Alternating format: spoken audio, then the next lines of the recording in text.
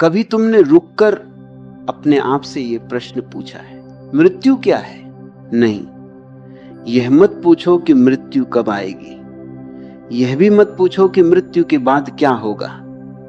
इन प्रश्नों का उत्तर तुम्हें कोई भी दे सकता है, किसी धर्म की पुस्तक, किसी गुरु की वाणी, किसी दार्शनिक का विचार।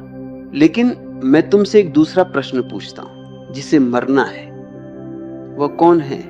यदि इस प्रश्न के साथ तुम कुछ क्षण भी मौन में बैठ सको तो शायद तुम्हें पहली बार यह अनुभव होगा कि तुम्हारा पूरा जीवन उत्तर खोजने में नहीं बल्कि गलत प्रश्न पूछने में बीत गया। मनुष्य का सबसे बड़ा भय मृत्यु नहीं है, मनुष्य का सबसे बड़ा भय है अपने बनाए हुए मैं का समाप्त हो जाना। सोचो, जब कोई तुम्हारा अपमान करता है तुम्हें दुख क्यों होता है? जब कोई तुम्हारी प्रशंसा करता है तुम्हें आनंद क्यों मिलता है? जब कोई तुम्हारा नाम भूल जाता है तुम्हें बेचैनी क्यों होती है? क्योंकि तुम्हारे भीतर एक ऐसा व्यक्ति बैठा है जो लगातार अपने अस्तित्व को दूसरों की आंखों में खोज रहा है। तुम स्वयं को नहीं जानते, तुम केवल वह जानते हो जो संसार ने तुम्हें बताया है। तुम्हारा नाम, तुम्हारा धर्म, तुम्हारी जाति, तुम्हारी उपलब्धियां, तुम्हारी असफलताएं, इन सब को जोड़कर तुमने एक कहानी बना ली है और उसी कहानी को तुम मैं कहते हो। अब जरा कल्पना करो, यदि ये पूरी कहानी एक ही क्षण में मिट जाए, यदि कोई तुम्हारा नाम न जाने, यदि कोई तुम्हारी उपलब्धियों को याद न रखे, यदि तुम्हारा चेहरा भी बदल जाए, तो क्या तुम समाप्त हो जाओगे? यहीं से मृत्यु का रहस्य आरंभ होता है, क्योंकि मृत्यु सबसे पहले तुम्हारी कहानी को मिटाती है और कहानी मिटते ही तुम्हें लगता है कि तुम मिट गए। लेकिन क्या कहानी ही तुम थे? एक बच्चे को देखो, जब वह जन्म लेता है उसके पास कोई नाम नहीं होता, कोई पहचान नहीं होती, कोई विचार नहीं होता, फिर भी वह पूर्ण होता है। वह हंसता है, रोता है, आकाश को देखता है, हवा को महसूस करता है। उसे अपने अस्तित्व को सिद्ध करने की आवश्यकता नहीं होती, धीरे धीरे समा जाता है। वह कहता है, तुम्हारा नाम यह है, तुम्हें ऐसा बनना चाहिए, यह सही है, यह गलत है, यह तुम्हारा धर्म है, यह तुम्हारी सीमा है। और देखते ही देखते उस निर्मल चेतना के ऊपर परतें चढ़ने लगती हैं, इतनी परतें कि एक दिन वह स्वयं को भूल जाता है। फिर वही मनुष्य जब मृत्यु के सामने खड़ा होता है तो डर जाता है।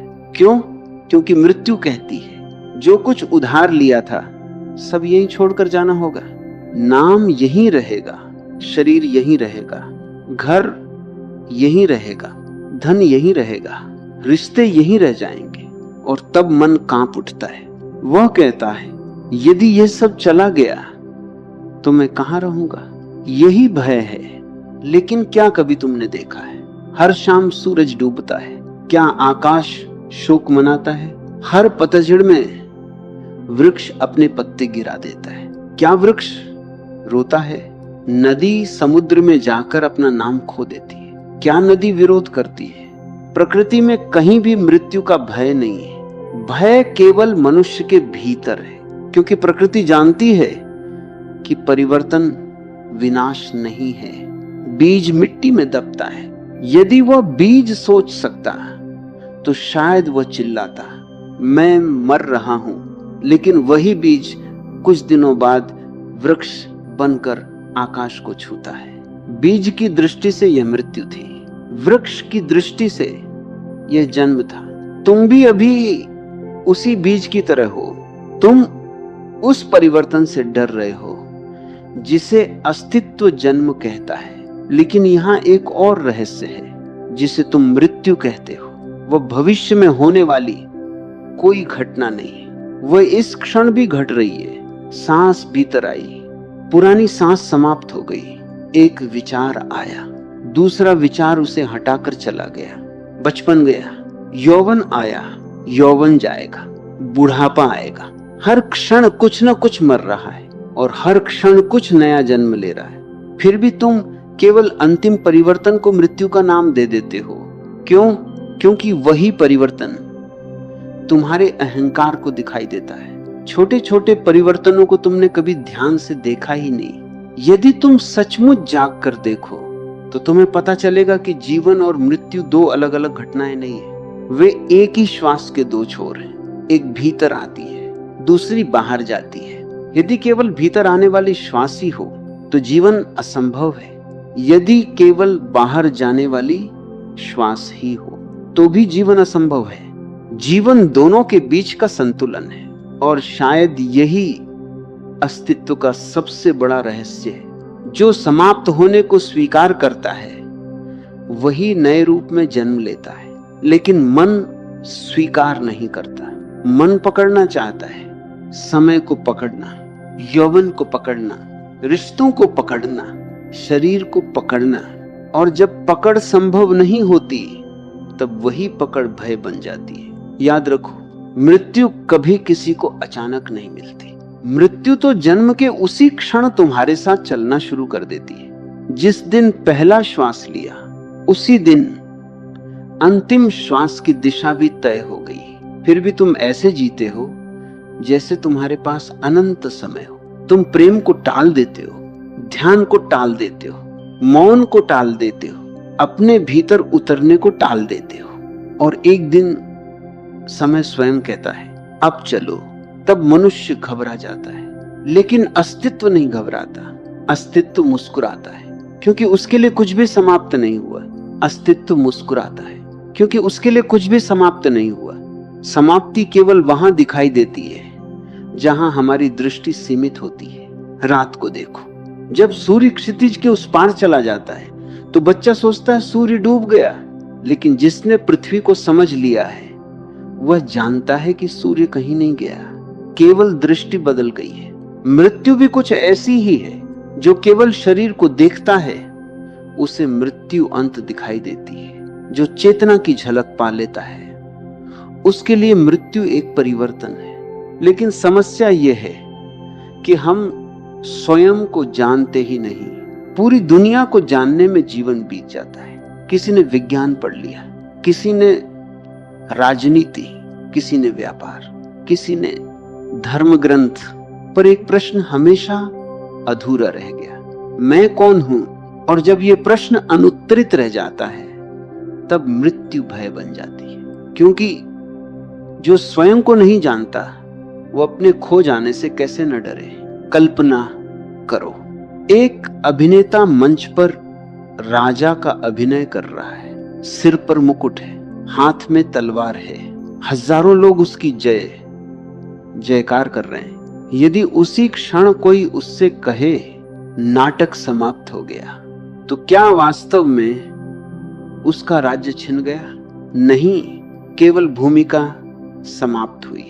लेकिन यदि अभिनेता अपनी भूमिका को ही अपना वास्तविक स्वरूप मान बैठे तब वह रोएगा। वह मुकुट को पकड़कर बैठ जाएगा, वह तलवार छोड़ना नहीं चाहेगा। वो कहेगा मेरा सब कुछ चला गया। क्या सचमुच उसका सब कुछ चला गया या केवल एक अभिनय समाप्त हुआ? यही मनुष्य की स्थिति है। तुमने भी अनेक भूमिकाएं निभाई हैं। कभी पुत्र बने, कभी पुत्री, कभी पति, कभी पत्नी, कभी मित्र, कभी शत्रु, कभी अधिकारी, कभी सेवक। हर भूमिका समय के साथ बदलती रही।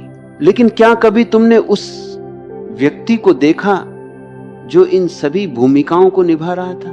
जब तुम 5 वर्ष के थे तब भी तुम्हें लगता था मैं हूं। जब तुम 15 वर्ष के हुए तब भी वही अनुभव था, मैं हूं। आज शरीर बदल गया, चेहरा बदल गया, विचार बदल गए, आवाज बदल गई, पर फिर भी भीतर कहीं एक अनुभव वैसा ही है। मैं हूं। उस मैं हूं का कोई चेहरा नहीं, कोई आयु नहीं, कोई धर्म नहीं, कोई भाषा नहीं। वह केवल उपस्थिति है। शायद उसी को पहचानना अध्यात्म की शुरुआत है। और जब तक वो नहीं पहचाना जाता तब तक हर परिवर्तन मृत्यु जैसा लगता है। एक और बात समझो, हम कहते हैं मैंने अपना घर बनाया, मैंने धन कमाया, मैंने परिवार बनाया, लेकिन क्या कभी तुमने सोचा कि इनमें से वास्तव में तुम्हारा क्या है? जिस मिट्टी से तुम्हारा शरीर बना है वो भी तुम्हारी नहीं, वह धरती की है। जिस जल से रक्त बह रहा है वो भी तुम्हारा नहीं, वो बादलों से आया है। जिस वायु से तुम जीवित हो वह भी तुम्हारी नहीं। जिस अग्नि से शरीर गर्म है वह भी प्रकृति की है। फिर मेरा कहां है? मनुष्य जीवन भर मेरा जोड़ता रहता है और मृत्यु आकर केवल एक बात कहती है, जो तुम्हारा नहीं था उसे यहीं छोड़ दो। बस यही सुनते ही मन कांप उठता है, क्योंकि उसने कभी ये जानने का प्रयास ही नहीं किया कि उसका अपना क्या है। अजीब बात है, जिसे तुम अपना कहते हो वह सब छिन जाने वाला है, और जिसे तुमने कभी अपना माना ही नहीं वह शायद कभी छिन ही नहीं सकता। मौन को देखो, जब तुम बोलना बंद कर देते हो क्या मौन पैदा होता है? नहीं, मौन पहले से था। शब्द हटे, मौन प्रकट हो गया। आकाश को देखो, बादल आते हैं, बरसते हैं, बिखर जाते हैं, लेकिन आकाश पर क्या असर पड़ता है? कुछ भी नहीं। यदि बादल स्वयं को आकाश समझ बैठे तो हर परिवर्तन उन्हें मृत्यु लगेगा, लेकिन यदि वे जान लें कि वे केवल आते जाते रूप हैं, तब भय समाप्त हो जाएगा। मनुष्य भी विचारों के बादलों से घिरा हुआ है। वह स्वयं को अपने विचार मान बैठा है, इसीलिए एक विचार टूटता है तो लगता है मैं टूट गया, एक संबंध समाप्त होता है तो लगता है मैं समाप्त हो गया, एक सपना बिखरता है तो लगता है जीवन व्यर्थ हो गया। लेकिन जो देख रहा है क्या वो भी टूटता है? आज एक विचार आया, कल दूसरा आ गया, हजारों विचार आए और चले गए, फिर भी देखने वाला बना रहा। यदि तुम एक दिन चुपचाप बैठकर अपने विचारों को आते जाते देखो तो पहली बार अनुभव होगा कि तुम विचार नहीं हो, और जिस दिन ये अनुभव हो गया उसी दिन मृत्यु का आधा भय समाप्त हो जाएगा, क्योंकि मृत्यु विचारों को छू सकती है, शरीर को छू सकती है, स्मृतियों को मिटा सकती है, लेकिन साक्षी को कैसे मिटाएगी? साक्षी कोई वस्तु नहीं, वह तो देखने की क्षमता है। दीपक को देखो, उसकी लौ हर क्षण बदल रही है। वैज्ञानिक कहते हैं कि एक ही लौ भी हर पल नई होती है, फिर भी दूर से देखने पर लगता है कि वही लौ जल रही है। शरीर भी ऐसा ही है, हर क्षण कोशिकाएं बदल रही हैं, रक्त बदल रहा है, त्वचा बदल रही है, फिर भी तुम कहते हो ये वही शरीर है। जब हर क्षण परिवर्तन हो रहा है तब अंतिम परिवर्तन से इतना भय क्यों? शायद इसलिए कि हमने परिवर्तन को शत्रु मान लिया है। लेकिन जहां परिवर्तन रुक जाए वहां जीवन भी रुक जाएगा। यदि फूल कभी न मुरझाए तो नए फूल कहां खिलेंगे? यदि शरद न आए तो वसंत का क्या अर्थ रह जाएगा? यदि सांस केवल भीतर जाए तो बाहर कब आएगी? और यदि बाहर ही निकलती रहे तो भीतर जीवन कैसे बचेगा?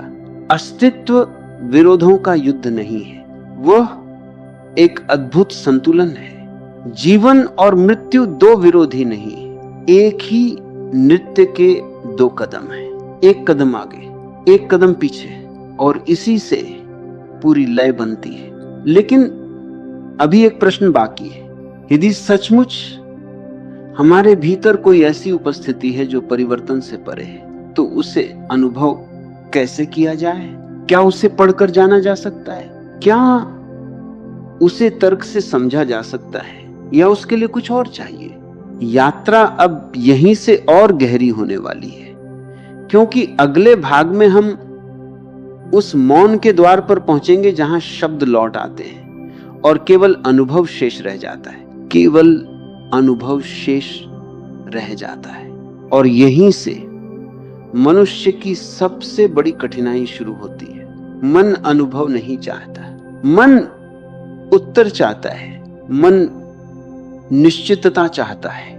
उसे हर प्रश्न का ऐसा उत्तर चाहिए जिसे वह अपनी स्मृति में रख सके, दूसरों को सुना सके, उस पर गर्व कर सके। लेकिन जीवन का सबसे बड़ा सत्य स्मृति में नहीं समाता है, उसे केवल जिया जा सकता है। तुमने कभी किसी अंधे व्यक्ति को रंग समझाने की कोशिश की है? तुम कहोगे लाल अग्नि जैसा है, वो पूछेगा अग्नि कैसी होती है? तुम कहोगे सूर्योदय जैसी, वो पूछेगा सूर्योदय क्या है?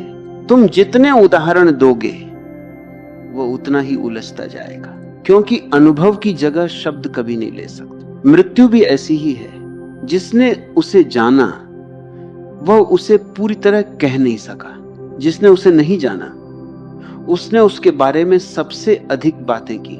इसलिए संसार में विचार बहुत है, अनुभव बहुत कम, किताबें बहुत है, मौन बहुत कम, ज्ञान बहुत है, बुद्धि बहुत कम। और यही कारण है कि मनुष्य बाहर बाहर भटकता रहता है।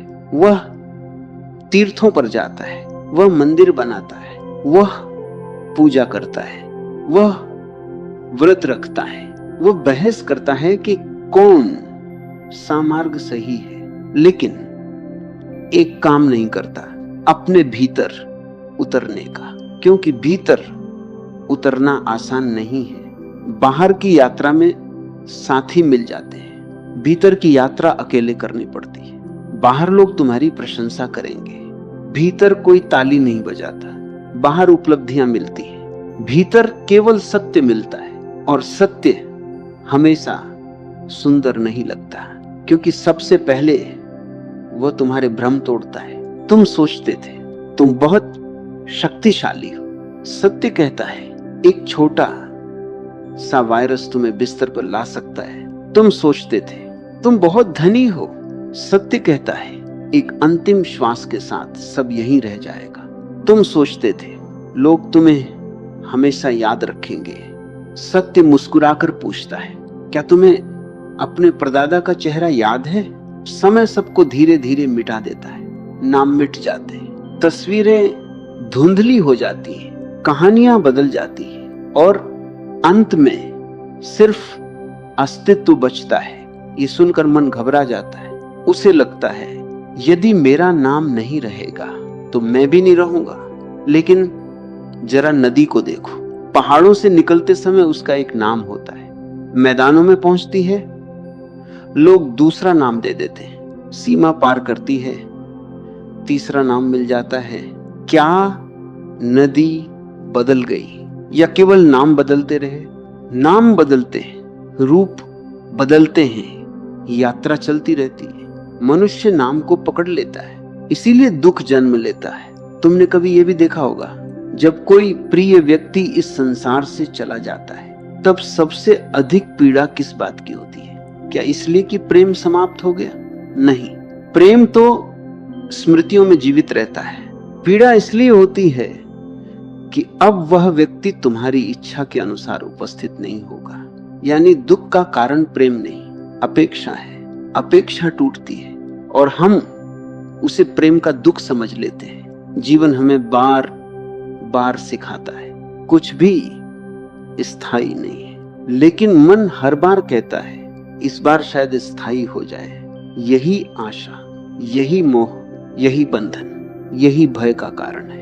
एक बूढ़े माली की कल्पना करो, वह हर वर्ष अपने बगीचे में नए पौधे लगाता है। उसे पता है कि कुछ सूख जाएंगे, कुछ तूफान में टूट जाएंगे, कुछ फूल खिलेंगे, कुछ नहीं खिलेंगे, फिर भी वह पौधे लगाना नहीं छोड़ता। क्यों? क्योंकि उसका आनंद परिणाम में नहीं, प्रक्रिया में है। अब मनुष्य को देखो, वो प्रेम करता है, लेकिन भीतर ये शर्त होती है कि ये प्रेम कभी समाप्त न हो। वह सफलता चाहता है, लेकिन चाहता है कि असफलता कभी ना आए। वह युवा रहना चाहता है, लेकिन बुढ़ापा कभी ना आए। यानी वह जीवन तो चाहता है पर जीवन के नियम नहीं चाहता। क्या ऐसा संभव है? क्या तुम वर्षा चाहते हो लेकिन बादल नहीं? क्या तुम फूल चाहते हो लेकिन बीज का मिटना नहीं? क्या तुम समुद्र चाहते हो लेकिन नदियों का बहना नहीं? अस्तित्व आधा नहीं मिलता। जो जीवन को स्वीकार करेगा उसे मृत्यु को भी स्वीकार करना होगा, और जो मृत्यु से लड़ता रहेगा वह जीवन से भी लड़ता रहेगा, क्योंकि दोनों अलग नहीं है। यही एक और गहरा रहस्य है। तुम हर दिन मृत्यु का अभ्यास कर सकते हो, नहीं शरीर की मृत्यु का नहीं, अहंकार की मृत्यु का। जब कोई तुम्हारा अपमान करे और तुम तुरंत प्रतिक्रिया न दो तो तुम्हारे भीतर कुछ मरता है। जब तुम सही होकर भी चुप रह सको तो तुम्हारे भीतर कुछ मरता है। जब तुम किसी से प्रेम करो बिना उसे अपना बनाने की इच्छा के तो तुम्हारे भीतर कुछ मरता है। जब तुम किसी को क्षमा कर दो बिना बदला लेने की आग के तो तुम्हारे भीतर कुछ मरता है। और आश्चर्य की बात यह है, जितना ये कुछ मरता जाता है उतना ही तुम्हारे भीतर शांति जन्म लेने लगती है। यानी जो मर रहा था वही अशांति का कारण था। जिस दिन ये पूरी तरह समाप्त हो जाएगा शायद उसी दिन पहली बार तुम जानोगे मृत्यु अंत नहीं है। मुक्ति भी हो सकती है, लेकिन ये मुक्ति किसी स्वर्ग में नहीं मिलती। ये यही मिलती है, अभी मिलती है, इसी क्षण मिलती है जब तुम अपने झूठे स्वरूप को गिरा देते हो। और तब एक ऐसी नीरवता जन्म लेती है जिसे शब्द छू नहीं सकते। उस नीरवता में न भविष्य रहता है, न अतीत, न जन्म, न मृत्यु, केवल होना, केवल शुद्ध उपस्थिति। और शायद यही वह द्वार है जहां से सभी महान साधकों की यात्रा वास्तव में शुरू हुई थी। लेकिन एक अंतिम भ्रम अभी भी शेष है। यदि मृत्यु इतनी स्वाभाविक है तो फिर मनुष्य उससे भागता क्यों है? भागता कौन है और वह किसे बचाना चाहता है? इसी प्रश्न का उत्तर हमारी यात्रा के अगले भाग में मिलेगा, जहां हम मन के सबसे गहरे छल को पहचानेंगे। भागता कौन है और वह किसे बचाना चाहता है? यदि तुम इस प्रश्न को पूरी ईमानदारी से अपने भीतर ले जाओ तो शायद तुम्हें पहली बार यह दिखाई देगा कि तुम्हारे भीतर दो धाराएं एक साथ बह रही हैं। एक धारा है मन, दूसरी धारा है चेतना। मन हमेशा भविष्य में रहता है, चेतना हमेशा वर्तमान में। मन गणना करता है, चेतना केवल देखती है। मन तुलना करता है, चेतना स्वीकार करती है। मन कहता है मैं बच जाऊं, चेतना कहती है जो सत्य है वही घटे। यही संघर्ष मनुष्य के भीतर निरंतर चलता रहता है, और इस संघर्ष का सबसे बड़ा शिकार है शांति। तुमने कभी ध्यान दिया है जब तुम अकेले बैठते हो, बिना मोबाइल के, बिना किसी पुस्तक के, बिना संगीत के, तो कुछ ही मिनटों में बेचैनी क्यों होने लगती है? क्योंकि पहली बार तुम स्वयं के सामने खड़े होते हो और मन इस मुलाकात से डरता है। उसे भीड़ पसंद है, उसे शोर पसंद है, उसे मनोरंजन पसंद है, क्योंकि शोर में उसकी आवाज दब जाती है, मौन में वही आवाज सबसे स्पष्ट सुनाई देती है। इसीलिए अधिकांश लोग जीवन भर बाहर भागते रहते हैं। वे शहर बदलते हैं, घर बदलते हैं, रिश्ते बदलते हैं, नौकरियां बदलते हैं, लेकिन स्वयं को देखने का साहस नहीं करते। उन्हें लगता है कि समस्या बाहर है, जबकि समस्या देखने वाले की दृष्टि में है। एक दर्पण पर धूल जम जाए तो क्या चेहरा बदल जाता है? नहीं, केवल प्रतिबिंब धुंधला हो जाता है। मन वही धूल है, चेतना वही दर्पण। धूल हटते ही दर्पण को नया नहीं बनाना पड़ता, वह पहले से ही निर्मल था। ठीक इसी प्रकार तुम्हें नया बनने की आवश्यकता नहीं है। तुम्हें केवल वो हटाना है जो तुम नहीं हो। क्रोध, लोभ, ईर्ष्या, अहंकार, डर, ये तुम्हारा स्वभाव नहीं है। ये केवल मन पर जमी हुई परतें हैं। लेकिन मन बड़ा चतुर है, वह इन परतों को ही तुम्हारी पहचान बना देता है। यदि तुम धन खो दो, मन कहता है तुम समाप्त हो गए।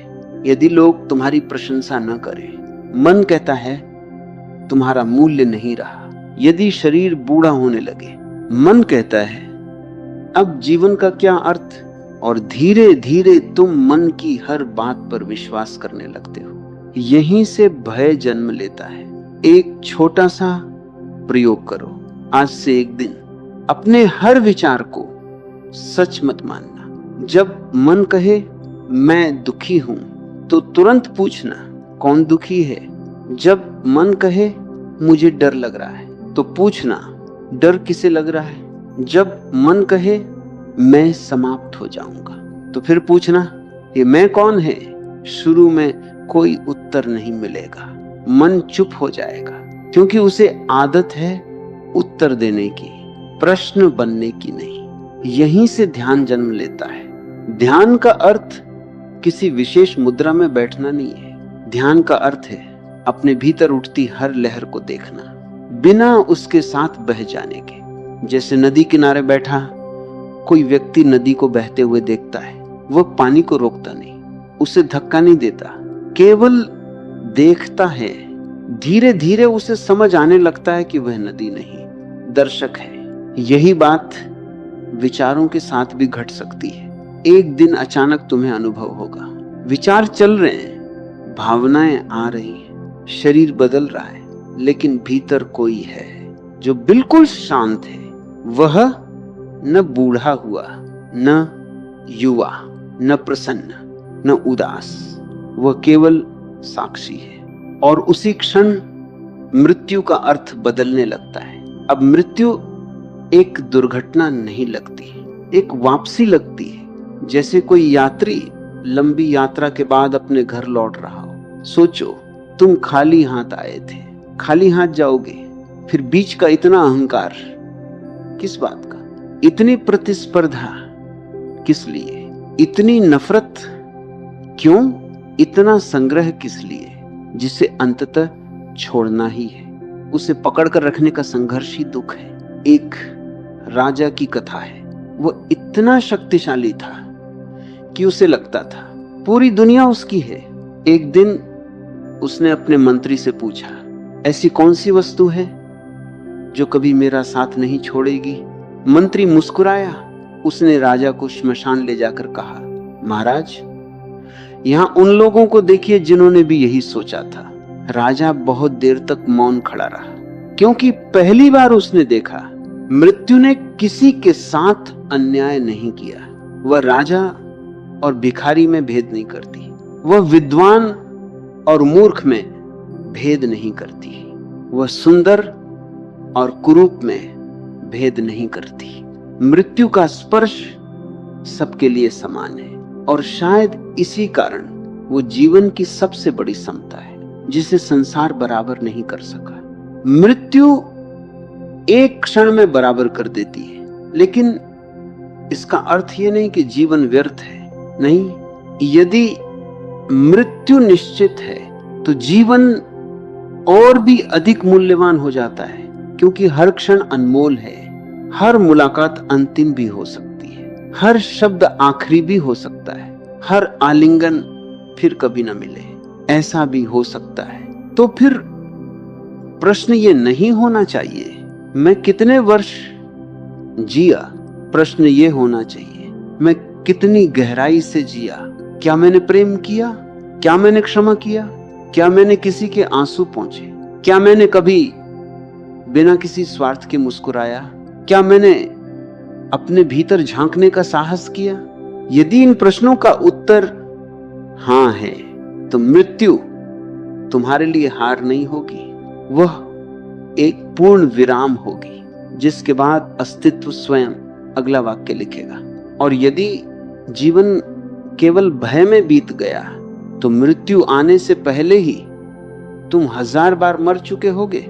याद रखना, सबसे दुखद मृत्यु वह नहीं जब शरीर गिरता है, सबसे दुखद मृत्यु वह है जब मनुष्य जीना छोड़ देता है, जब उसके भीतर आश्चर्य मर जाता है, प्रेम मर जाता है, करुणा मर जाती है, मौन मर जाता है, उस दिन शरीर भले चलता रहे, जीवन समाप्त हो चुका होता है। इसलिए मृत्यु से पहले मरना मत।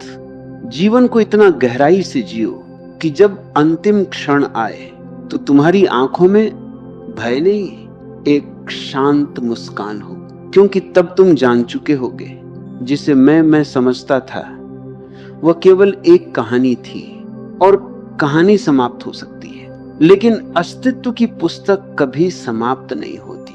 लेकिन अस्तित्व की पुस्तक कभी समाप्त नहीं होती। शायद इसी कारण जब कोई ज्ञानी मृत्यु के निकट पहुंचता है तो उसकी आंखों में भय नहीं होता, वहां एक विचित्र शांति होती है। ऐसा लगता है मानो वह किसी अंत की ओर नहीं बल्कि किसी गहरे मिलन की ओर जा रहा हो। और सच पूछो तो मृत्यु का सबसे बड़ा रहस्य भी यही है जिसे हम अंत समझते हैं। हो सकता है वह अस्तित्व की दृष्टि में एक वापसी हो। एक बूंद की कहानी सुनो। पहाड़ की चोटी पर बर्फ पिघली, वह बूंद बनी, धीरे धीरे नदी में बहती चली गई। रास्ते में उसने पत्थर देखे, जंगल देखे, गांव देखे, शहर देखे। लोगों ने उसे अलग अलग नाम दिए। कहीं उसे गंगा कहा गया, कहीं नर्मदा, कहीं किसी और नाम से पुकारा गया। धीरे धीरे वह अपनी यात्रा में इतना खो गई कि उसे लगा यही मेरा अस्तित्व है, यही मेरा नाम है, यही मेरी पहचान है। फिर एक दिन वह समुद्र के किनारे पहुंची। समुद्र विशाल था, असीम था। उसने डरकर कहा, यदि मैं इसमें उतर गई तो मेरा नाम समाप्त हो जाएगा, मैं कहां रहूंगी। समुद्र हंसा नहीं, उसने केवल इतना कहा, तुम्हारा नाम समाप्त होगा, तुम नहीं। बूंद कांपती रही, वह किनारे पर ही ठहरी रही। लेकिन कब तक? सूर्य ऊपर था, हवा चल रही थी, यात्रा को रुकना नहीं आता। आखिरकार वह समुद्र में गिर गई, और उसी क्षण जिस मृत्यु से वह जीवन भर डरती रही वह घट गई। नाम समाप्त हो गया, सीमाएं समाप्त हो गई। लेकिन उसी क्षण वह पहली बार समुद्र बन गई। मनुष्य भी उसी बूंद की तरह है। वह अपने छोटे से अहंकार को बचाए रखना चाहता है। उसे लगता है यदि यह समाप्त हो गया तो सब कुछ समाप्त हो जाएगा। लेकिन शायद यही सबसे बड़ा भ्रम है। जो मिटता है वह कभी तुम थे ही नहीं, और जो वास्तव में तुम हो उसे मिटाया ही नहीं जा सकता। तुमने कभी आकाश को टूटते देखा है? बादल टूटते हैं, आकाश नहीं। तुमने कभी प्रकाश को जलते देखा है? दीपक बुझता है, प्रकाश की संभावना नहीं बुझती। तुमने कभी संगीत को मरते देखा है? वाद्य टूट सकता है, लेकिन संगीत की संभावना जीवित रहती है। शरीर वाद्य है, चेतना संगीत है। शरीर वस्त्र है, चेतना वो है जो उसे पहनती है। जब वस्त्र पुराने हो जाते हैं तो उन्हें बदल देना दुख नहीं होता, लेकिन यदि कोई वस्त्र को ही अपना शरीर मान बैठे तब हर परिवर्तन मृत्यु बन जाता है। यही कारण है कि जीवन हमें बार बार एक ही शिक्षा देता है, छोड़ना सीखो, पकड़ना नहीं। देखो, एक मुट्ठी बंद कर लो, क्या उसमें हवा ठहर सकती है? नहीं। अब मुट्ठी खोल दो, हवा स्वयं आ जाएगी। जीवन भी ऐसा ही है, जिसे पकड़ोगे वह फिसल जाएगा, जिसे प्रेम से बहने दोगे वह तुम्हारे भीतर गहराई बन जाएगा। मृत्यु हमें यही कला सिखाती है, छोड़ने की कला, स्वीकार करने की कला, समर्पण की कला। और शायद समर्पण ही सबसे बड़ी शक्ति है। जो झुक सकता है उसी में उठने की क्षमता होती है। जो खाली हो सकता है उसी में भरने की संभावना होती है। जो मर सकता है वही वास्तव में जन्म ले सकता है। अब एक अंतिम प्रश्न, यदि आज तुम्हें यह निश्चित रूप से पता चल जाए कि तुम्हारे पास केवल 24 घंटे बचे हैं, तो तुम क्या करोगे? क्या तुम और धन कमाने निकलोगे? क्या तुम लोगों से लड़ोगे? क्या तुम अपने अहंकार को सिद्ध करने में समय गंवाओगे? या तुम अपने प्रियजनों को गले लगाओगे, क्षमा मांगोगे, क्षमा करोगे, आकाश को आखिरी बार ध्यान से देखोगे, हवा को महसूस करोगे, सूर्योदय को निहारोगे, मौन में बैठोगे और पहली बार सचमुच जीवित हो जाओगे? यदि अंतिम 24 घंटे तुम्हें जीवन का सत्य दिखा सकते हैं, तो फिर आज ही क्यों नहीं? हम मृत्यु की प्रतीक्षा क्यों करें? जीवन को समझने के लिए मृत्यु कोई दुश्मन नहीं है, वह एक संदेशवाहक है। वह हर सुबह तुम्हारे कान में धीरे से कहती है, समय सीमित है, इसलिए जागो। जो इस संदेश को सुन लेता है वह हर दिन को उत्सव बना लेता है। वह साधारण क्षणों में भी चमत्कार देखता है। उसे चिड़ियों का गीत संगीत लगता है, हवा का स्पर्श प्रार्थना लगता है, एक बच्चे की हंसी ईश्वर की मुस्कान जैसी लगती है, क्योंकि अब वह जानता है कुछ भी स्थायी नहीं है और इसी कारण हर क्षण अनमोल है। शायद अमर होने की इच्छा ही मनुष्य का सबसे बड़ा भ्रम है। अस्तित्व ने तुम्हें अमर शरीर नहीं दिया, लेकिन उसने तुम्हें एक अवसर दिया है, एक ऐसा जीवन जीने का जिसमें हर क्षण पूर्ण हो। जब क्षण पूर्ण हो जाता है तब भविष्य का भय समाप्त हो जाता है, और जहां भविष्य का भय समाप्त हो जाए वहीं मृत्यु का भय भी समाप्त हो जाता है। उस दिन मनुष्य पहली बार समझता है मृत्यु जीवन के विपरीत नहीं है, मृत्यु जीवन का अंतिम अध्याय भी नहीं है। वह तो पूरी पुस्तक के बीच का एक पन्ना है जिसे पलटने से कहानी रुकती नहीं, बस एक नया अध्याय शुरू होता है। और जब वह अंतिम क्षण आए तो तुम्हारी आंखें बंद होने से पहले तुम्हारे होंठों पर केवल एक मुस्कान हो, क्योंकि तब तुम जान चुके होगे मैं कभी जन्मा नहीं था, इसलिए मैं कभी मर भी नहीं सकता। जो जन्मा था वह शरीर था, जो बना था वह व्यक्तित्व था, जो इकट्ठा किया था वह संसार था, लेकिन जो देख रहा था, जो हर अनुभव का साक्षी था, जो बचपन में भी था, यौवन में भी, बुढ़ापे में भी, वह आज भी है। वही तुम्हारा वास्तविक स्वरूप है। और उसे जान लेने वाला व्यक्ति मृत्यु का इंतजार नहीं करता। वह हर दिन थोड़ा थोड़ा मरता है अपने अहंकार से, और हर सुबह एक नई चेतना के साथ जन्म लेता है। यही जीवन है, यही मृत्यु है, और शायद दोनों कभी अलग थे ही नहीं।